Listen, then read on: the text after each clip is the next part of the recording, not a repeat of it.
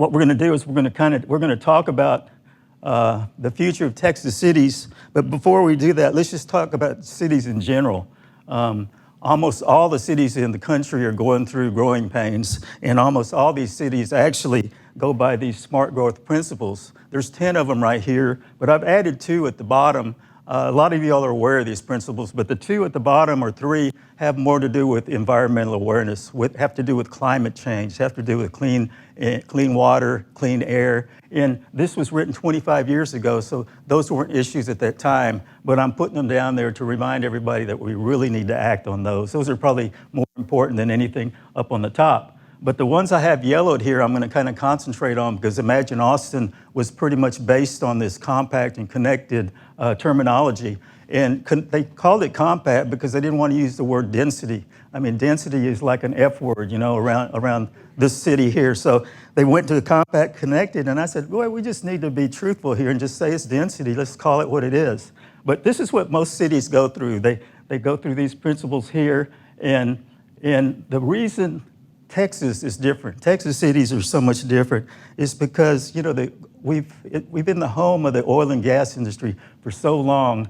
Gas has been so cheap. Everybody just drives. Nobody even thinks twice about driving anywhere. So in the 70s and in the 80s, when land values and taxes were going up, then these people, they moved out to the suburbs, and we call it urban crawl. And what's happened now, though, is we're trying to reverse that trend, and it's a really bit of a challenge because most cities grow from the central core, the dense core, and they radiate outwards. Cities like San Francisco and New York City, some of my favorites. But the Texas cities, we're kind of trying to pull everything back into the center, into the core, which is a huge challenge, and that's kind of what we're faced with here in Austin, and almost all Texas cities are. So I just want to show you, well, here, the compact is the density, number 2, and then number 8 is a variety of transportation choices, which is the connectivity between those activity corridors. So my favorite cities, they're all kind of the same. Look at New York City. It's just a huge, dense core, and then that density kind of radiated out from there. But look what it does. It supports transportation. That connectivity puts all those people together. I love to go to New York City, just kind of get lost on the subway, get off at a station and kind of just get lost out there and kind of walk around and kind of discover all these communities out there. That's very similar to what they do in San Francisco also. It's, San Francisco basically the same. You have that very dense core, everything radiated out of that, and that supports all the multimodal transportation there. Whenever I go to San Francisco, where my family's basically from, I can just get on that bus. I never have to get in a car to park. It's kind of like Texas, though, is so much different. Everybody has to have their own car. People seem to be embarrassed by riding the bus. I don't mind riding the bus at all or riding a bike, but here in Texas, we have that mentality of just jumping in the car and driving anywhere you need to go with the air conditioner on. Now, I have to admit that Texas does suffer from the hot temperature, which does not make it as walkable or as, these complete communities where you can actually walk around. So that is the big challenge. So based on everything I've said so far, and I got to hurry and get through this, but I have a list here. What does our future really look like? I think number 1, the first thing we all have to realize is we all have to sacrifice. I'm not into this thing where everybody says, well, I was here first, I was here second. We need to all get together and work to protect the Mother Earth first. Otherwise, there might not be a future. There might not be any cities. Can you imagine if we run out of clean air and clean water and we're just going to die? Number 2 is this: we have to address the climate change.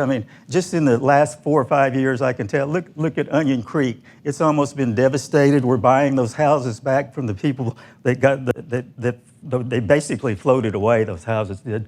We're taking care of that. And that's that's probably one of the priorities, too, that we really need to face. And then number 3 has more to do with the transportation, the multimodal connectivity. We need to look at complete communities within our city and then connect them with some kind of efficient transportation. And that all of this actually helps the environment. I mean, when you get rid of carbon emissions from automobiles, when you reduce the carbon footprint, when you increase the efficiency of our infrastructures by bringing them closer together, you don't get the waste of the water leaks and all that kind of stuff that Austin is suffering through right now. So all of this is basically sustainable design. I think the planning and all that kind of stuff, it'll kind of come together, but like I said, everybody needs to understand what we're targeting.